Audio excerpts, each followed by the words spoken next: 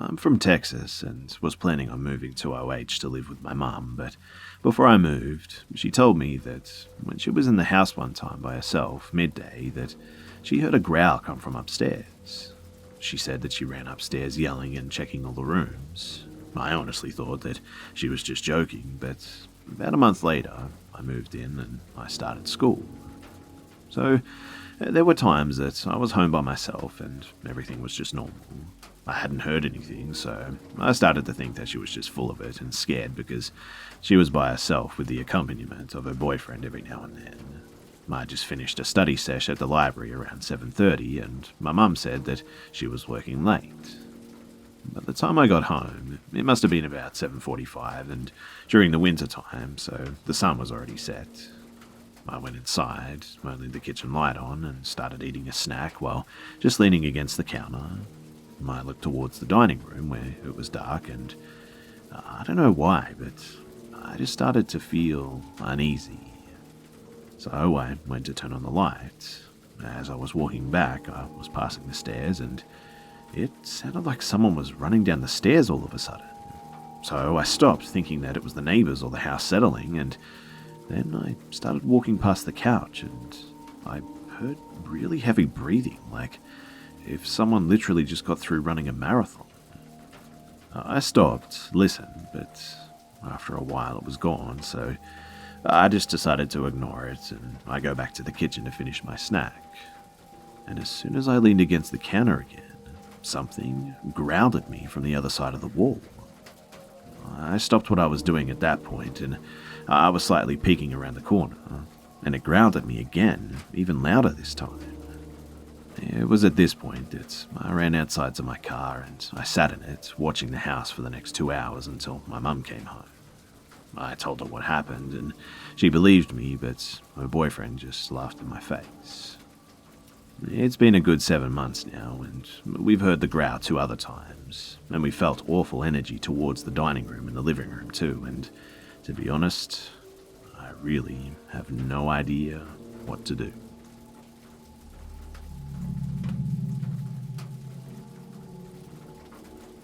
It was Christmas time. My wife and I were staying at her childhood home where her mother now lived all alone. Well, not if you include the cats, I suppose. The house was on a quiet cul-de-sac in the suburbs. If you're picturing freshly mowed lawns, American flags, and empty sidewalks, you're picturing it right then. It's a single-story home with an attached garage out front. The garage has 2 doorways, apart from the electric garage, of course, and one leads to the garden and backyard. This has an old doggy door from their days where dear old Max, Rip Max, that they covered with a piece of nailed-in wood. That had always made me slightly uncomfortable before, but I figured that it had been that way for years, so what's the worst that could happen? The second door leads to the kitchen, hollow core. It could stop a mouse, but not much else, and definitely not something that wanted in or someone. So we were asleep in my wife's childhood bedroom at the front of the house, 3 a.m. I was in that deep dark recess of sleep. You know, you're in the diving bell and you're submerged hundreds of meters below the surface in black water, protected from the real world by miles of nothingness. But then I heard it. The scream. I heard, "What are you doing?" It was my mother-in-law's voice echoing down the hallway. To me, lost in a sea of sleep, it sounded like a jet engine roaring past my eardrum. I bolted up, and what happened next happened in a matter of seconds. But about that scream, even though I was dead asleep, I heard enough of it to sense just an urgency behind it. This wasn't a, "oh, you scared me" type of scream. This was different, and I knew it. And not consciously, but my lizard brain, that piece that we retained from our primitive ancestors, just knew that something was wrong. I watch and I read a fair amount of true crime, and this scream awakened that horrible fear. The one that says, this can't really be happening to me, can it? Honestly, in that second of the night, it sounded like someone was about to be murdered. You ever wonder if you're a fight or flight type of individual? I always have, and I came to know something about myself after this night. I'm a fighter. I leaped out of bed, growled, yes, growled, in the manliest voice that I could muster, "I'm going to kill you," and took off running. I tore open the bedroom door and I ran into the hallway, and there, at the end, I saw my mother-in-law, nightgown on, look of utter shock on her face, standing still. We make eye contact as I continue toward her, then she turns her head, looks directly into the kitchen. I hurry past her and around the corner into the kitchen. The hollow core door is obliterated, just shards everywhere. I look through the open frame and see the electric garage door is open, and I push ahead. As I run into the garage, I hear it. The sound of someone hopping into a running car just out of view. Just as I make it onto the driveway, I see a car peeling out from the sidewalk adjacent to the house. But the adrenaline is still pumping, and who am I to say no to adrenaline, right? So, like an idiot, I run barefoot after this car. I give a good go, but I'm no Michael Johnson, and even he couldn't catch a speeding car.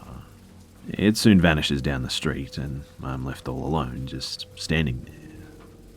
The police showed up within 3 minutes, which, I have to say, makes me feel a lot more at ease with my mother-in-law living there.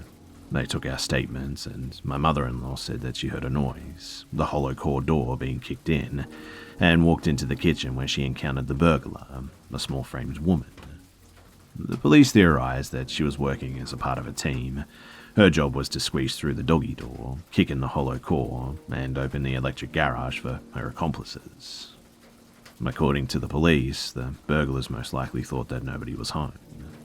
Fortunately, my mother-in-law must have caught her off guard and scared her, in addition to my manly growl, of course. But it feels good to know that everyone was safe, and to learn that I guess that I've got a little fight in me. Oh, and for the record, we bought the heaviest wooden door that you've ever seen to replace that hollow core, and I'd like to see a mouse try and get through that.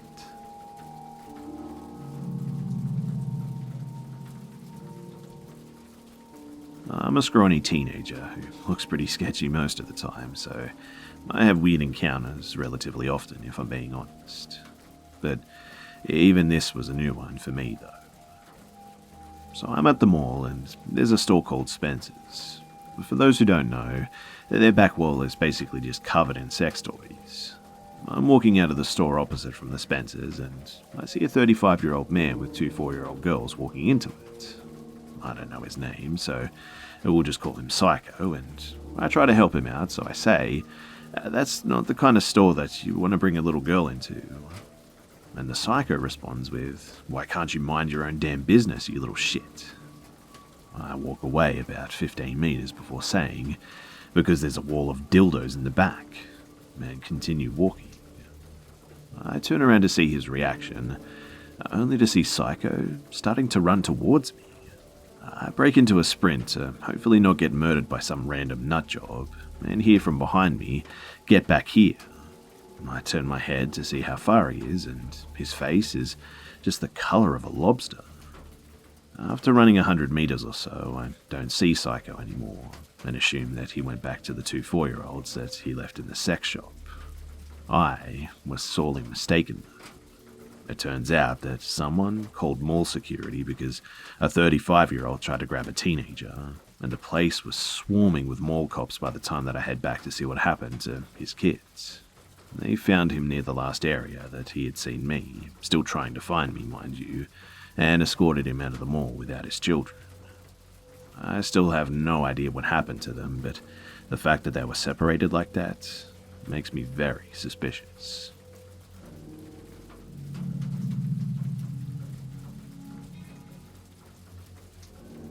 So, a 16-year-old female friend of mine passed away last Wednesday, due to some kind of medical error or something, and I had a huge crush on her and was planning to confess and ask her out, but I never got the chance.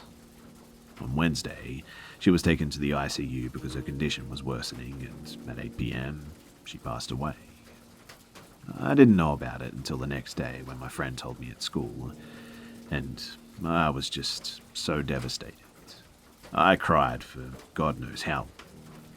Her funeral and cremation were to be on Friday, and all of my friends and I decided to go. On the day of the funeral, we all gathered at our classrooms to go there together. Also, not to be creepy, but she had a scent that I could easily recognize, and for some strange reason, I just got that scent in the classroom right before we left. I thought at first that I was just imagining things and ignored it. At the funeral, we said goodbyes to her, gave her flowers and letters and all those things that you do at a funeral, including a lot of crying. I told her that I loved her, that I will miss her, and left a bouquet of red roses on her chest. Although I said my goodbye, I didn't want to let her go yet, and when I got back home, I took a shower and just tried to relax after a really heavily emotional day. But I could only think about her and the things I didn't say, and I would just start crying again. Therefore, I thought that I would take my mind off of it by playing some video games. So I started playing FIFA on my PS4, and it was going well. But at around 8 PM, my cat was rummaging around upstairs, so I went to bring her down. After I successfully drove my cat away, I started making my way back downstairs, but as I was halfway down the stairs, I swear to you that I heard my deceased friend yelling, "Hey, Red!" As I still wanted to see her and talk to her, I quickly went around the house looking for where the voice came from. When I went outside, I could hear the neighbours' kids playing loudly, but the voice that I heard was quite different from theirs. My cats were staring at the garage, but I couldn't see anything, and eventually I just gave up and thought to myself that maybe I'm hallucinating, and I just went back to playing FIFA. 30 minutes later, I heard another "Hey!" right beside me. I looked around me and I didn't see anything. I then started crying again as I told myself that I'll never see her again. Fast forward to this week Monday, my friends and I gathered again to just chill. I then brought up what happened on Friday. Turns out that my friends also had something to share. One of my friends said that he heard knocks on his windows but was afraid to open them. My other friend said that some kind of motor made sounds while she and her mother were talking, and then she heard the friend. And as soon as we finished our stories, I caught that scent of her again. I searched for her, but there was nothing. On Tuesday, we did some kind of sermon or ritual that would release her spirit, and in the middle of the night, I got one last very strong scent of her as if she was sitting right beside me. And after that, it was gone. I'm no longer getting those scents or any visits at all these days. But yeah, that's my story.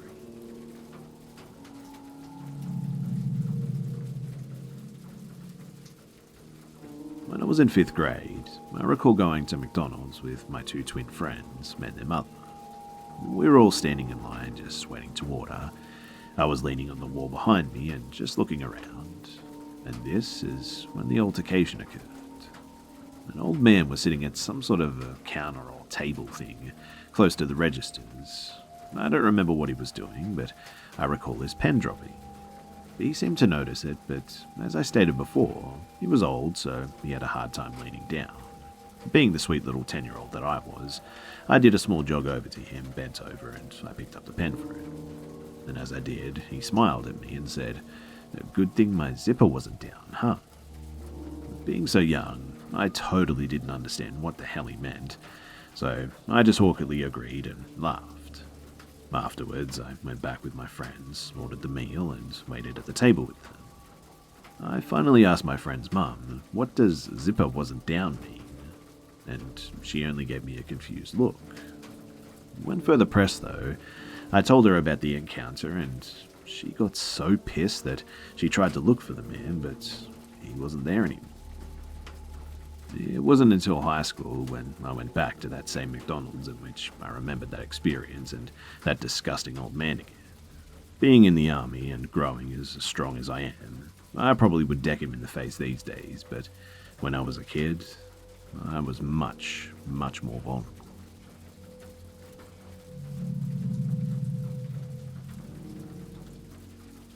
My sister had a sleepover with a friend this weekend.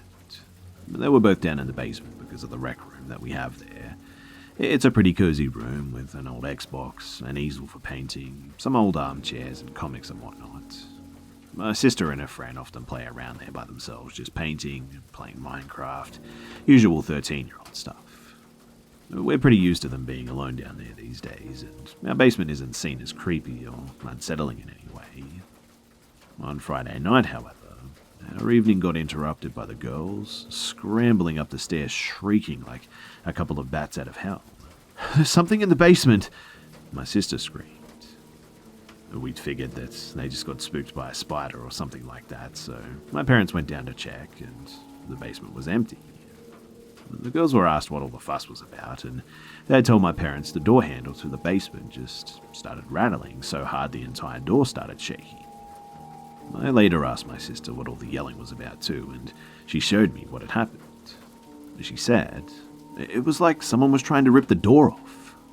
She said this while grabbing the door handle too and yanking on it like someone was trapped in there. It couldn't have been a draft, as the bathroom isn't connected to any of the outside walls, nor does it have any windows.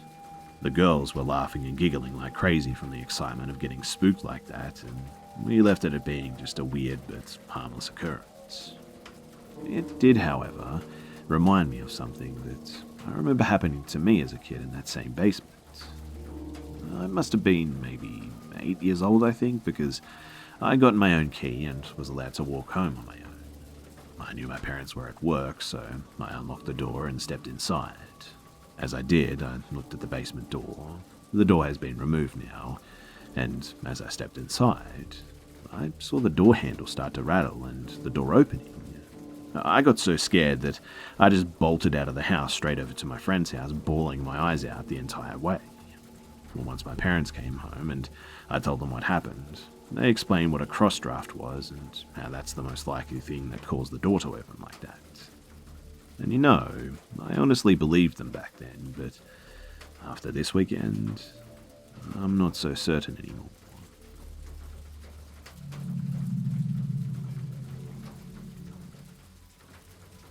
During the summers, my boyfriend and I take care of my parents' house while they're out traveling.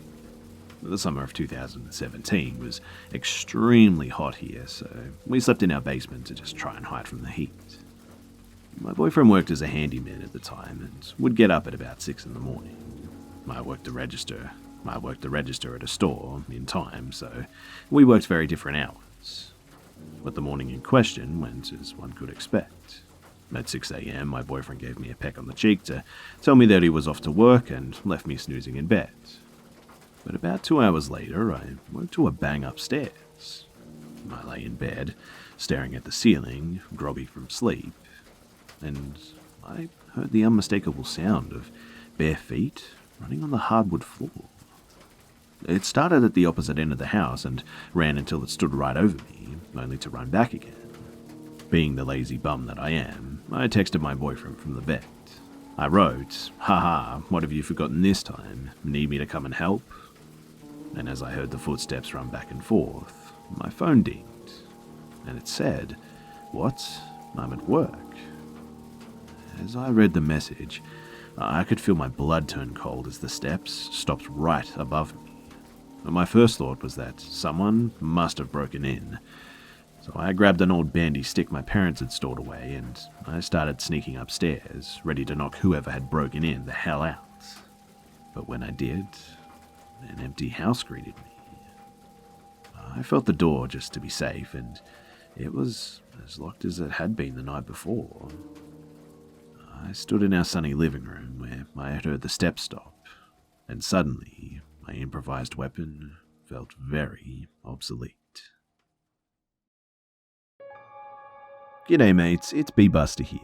I hope you guys enjoyed the video, and if you would like to help me out, then please go ahead and watch another video by clicking on a card on the screen. As always guys, thanks for all the love and support, and I'll see you mates in the next one.